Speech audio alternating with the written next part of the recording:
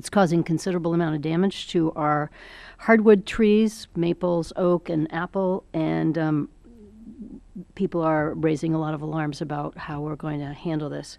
The USDA has already provided some funding for winter moth through two different agencies, Animal and Plant Health, or APHIS, and the Forest Service. And I was fortunate enough this morning, previous to this, to be at the Interior Appropriations hearing, and I got the chance to ask Chief Tidwell about the work that the Forest Service is doing through the Forest Health Protection Division.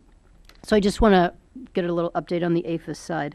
We're very grateful for what's already been going on here to address the issue in cooperation with the University of Massachusetts and the Forest Service. APHIS has initiated a fly that kills the winter moth.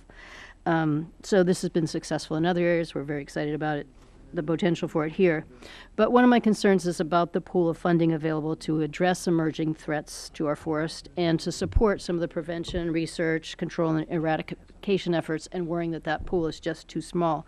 I'm specifically concerned that there's an $8.6 million decrease in the President's funding request for the APHIS tree and wood pest program. And so, again, in a time of shrinking budgets, can you talk a little bit about how confident you are that we can do everything that we can to address pests like the winter moth, and the winter moth specifically, and what else can we do to facilitate some of those agency partnerships and working? I know you already work with the states, but I just want to make sure we're not going to run out of money to be successful here. On the winter moth, I think there's really good news that the parasitic fly works. Yep. We tested it out in Massachusetts to make sure there'd be no problems with it before we brought it to Maine. Thank you. So I think it's going to work out very well there, and you have our commitment to making sure that works.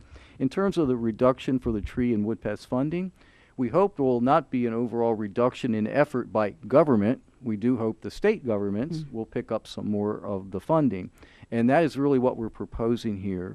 For example, right now we pay 95% of the costs for the Asian longhorn beetle program, which right now is mostly in part of Massachusetts, Ohio, New York.